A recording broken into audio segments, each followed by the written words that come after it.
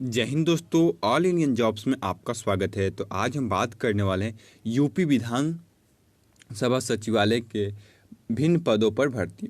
जो ये भर्ती निकली हुई है भिन्न पदों यानी बहुत सारे पदों की भर्ती निकली हुई है। इसमें हम बात करेंगे कि आपको कौन सी पोस्ट को भरना है और क्या क्या आपको क्वालिफिकेशन होना चाहिए, तो आप कौन से पद को फिल कर सकते हैं। ये आप 12th पास हैं तब से ये फॉर्म आप फिल कर सकते हैं। Only for 12th pass, 10th पास पे ये नहीं है। मैं इसमें आपको पोस्ट भी दिखला दूंगा सारा। और एक और बात बता दूं, आपका एज 18 से 40 के बीच है तो आप इस फॉर्म को अप्लाई कर सकते हैं। अब चलिए एक एक डिटेल्स की ओर चलते हैं। आप की कोई दिक्कत नहीं आएगी, आप भारत के किसी भी राज्य से बिलोंग करें, आप इस फॉर्म को फिल कर सकते हैं। तो फ्रेंड, जैसे कि आपको डिस्प्ले पर दिख रहा होगा, यूपी विधान सभा सचिवालय भिन्न पद 2020। तो हम बात करेंगे अब इसके रिलेटेड पद के बारे में। जो पद का नाम दिया गया है आपके पास, देखिए यहाँ से पद का नाम दिया है जो पद पर है। समीक्षा अधिकारी, अतिरिक्त निजी सचिव, कॉपीराइटर, समीक्षा अधिकारी खाता, ठीक है, अनुसंधान, आपको विभिन्न पदों का दिया गया है। अब हम बात करेंगे इसमें जो पद दिए गए थे इसमें क्या क्या आपकी ज़रूरत है। जो ज़रूरत है वो आपको हम बतलाते चलते हैं। तो सबसे पहली बात हम बात कर लेते हैं, ये आपको आरंभिक तिथि, आपका ये अप्लाई शुरू हो चुका है 18 सितंबर 2020 से। किससे हुआ है? 18 सितंबर 2020 से अप्लाई शुरू हो चुका है। अंतिम डेट जो रखा गया है 12 अक्टूबर। अंतिम डेट आपको रेड कलर में मैं दिखला रहा हूँ। अंतिम डेट रखा गया है 12 अक्टूबर 2020। इसके भीतर आपको फॉर्म को फिल कर लेना है और अंतिम मतलब भुगतान करने की जो पेमेंट चार्ज हैं वो आपको 13 अक्टूबर 2020 तक पेमेंट कर देना है। पूर्ण रूप से ये आपको सबमिट होने की तिथि है 16 अक्टूबर 2020। इसके भीतर आपको सारा सबमिट कर देना है। अगर आप नहीं कर पाते हैं तो आप इस फॉर्म से वंचित रह सकते हैं। अब मैं बता दूं, इसकी परीक्षा तिथि अभी जारी नहीं हुआ है। आप मेरे चैनल को सब्सक्राइब कर लेंगे तो आपको पता चल जाएगा कि इसकी हर अपडेट सबसे पहले आप तक हम पहुंचाते लेकर आएंगे। और हम चलती अब बात करते हैं इसके नेक्स्ट स्टेप में। ओबीसी और ईडब्ल्यूएस और सामान्य वर्गों के लिए आपको जो पेमेंट चार्ज रखे गए हैं 1050 रुपया है। SC ST और हैंडीक्राफ्ट के लिए 800 रुपया है और दिव्यांग के लिए आपको 50 रुपया है। 50 रुपया रखा गया है। ये जो पेमेंट करना है आप net banking, debit card, credit card, किसी प्रकार से आप पेमेंट कर सकते हैं। अब बात करते हैं अब इसकी डिटेल्स। जो आपको सबसे पहली बात बता दें, आपको जो ये नौकरी की स्थान, अगर आपका इसमें इस पद में सिलेक्शन हो जाता है, इस पोस्ट को आपने फिल किया है, फॉर्म फिल किए हैं, सिलेक्शन हो जाता है, ज्वाइन कर लेते हैं, तो आपका सिलेक्शन होगा यूपी यानी उत्तर प्रदेश राज्यों में। कहाँ होगा? उत्तर प्रदेश राज्यों में, जिसमें आपको नौकरी उत्तर प्रदेश में करना है। आपका उत्तर प्रदेश से किसी अन्य राज्य में पोस्टिंग नहीं होगा।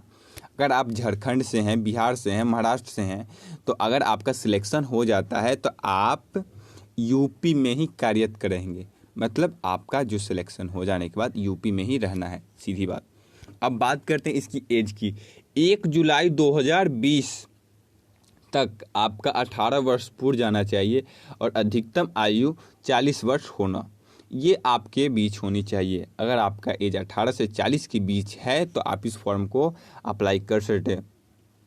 और आपको ये मैं जो बताया एज, ये आपको सामान्य वर्गों के लिए है। इसमें ओबीसी, SC ST के लिए आपको अन्य छूट मिलेंगे जो आपको केंद्र सरकार से मिलते, राज्य सरकार से मिलते हैं। यूपी के लिए जो छूट मिलते हैं वो मिलेंगे। अगर आप दूसरे राज्यों से हैं तो आपको 40 वर्ष तक ही इसमें होना चाहिए एज। अब बात करते हैं टोटल पोस्टों की। जो टोटल पोस्ट रखा गया है 73 पोस्ट हैं टोटल। बात करते हैं किस पोस्ट में कितना भर्ती है और उसके लिए क्या क्वालिफिकेशन चाहिए, ये हम बात करेंगे। तो सबसे पहले आपको यहाँ मैं दिख रहा होगा पद का नाम मैं ऊपर ही बता चुका हूँ सारा, और फिर हम बताएंगे आपको किस किस पोस्ट में कितना पद है। पहले वाले में 19, दूसरे में 23, तीसरे में 9, फिर 1, 1, 3, 5, 1, 1, 110। ठीक है, ये आपका यहाँ पोस्ट का संख्या और नाम हो चुका। अब हम बात करेंगे इसकी वेतन जो होगी सबका पे स्केल अलग अलग है, पे स्केल की जो होगी वो अलग होने वाली है। हम बात करते हैं शैक्षणिक योग्यता। शैक्षणिक योग्यता में जो रखा है समीक्षा अधिकारी, इसका जो आपको सबसे महत्वपूर्ण बात, भारत के किसी भी राज्य से आप हो, आपका विश्वविद्यालय के स्नातक डिग्री क्या है, स्नातक डिग्री होना चाहिए और आप इस फॉर्म को बहुत ही इजीली फिल कर सकते हैं, कोई दिक्कत नहीं आएगी। ठीक है, आपको साथ ही इसमें जो टाइपिंग की होनी चाहिए जो आपको होना अनिवार्य। हम बात करेंगे अब दूसरे पद की, अतिरिक्त निजी सचिव के। इसमें जो आपको हिंदी स्टेनो, यानी आपको जो स्टेनो होते हैं टाइपिंग करने वाले, उनके भी इसमें स्नातक डिग्री होना चाहिए। स्नातक डिग्री आपके पास है तो आप इस फॉर्म को फिल कर सकते हैं। साथ में आपको CCC उत्तीर्ण होना चाहिए। ठीक है, जो आपका हर बार निकलता रहता है CCC का एग्ज़ाम जो कंप्यूटर के होते हैं। कॉपीराइटर जो होता है ये उसमें आपको 12th पास होना चाहिए और हिंदी और इंग्लिश में दोनों में आपका टाइपिंग टेस्ट होगा। ठीक है, आपको 12th पास ये है, ये भी आपका स्नातक डिग्री है, इसमें आपको टाइपिंग नहीं लगने वाली है। ठीक है, संसाधन में आपको 3 वर्ष का अनुभव होना चाहिए। जो आप इसको फिल करेंगे तो आपके पास 3 वर्ष का एक्सपीरियंस सर्टिफिकेट होना अनिवार्य है।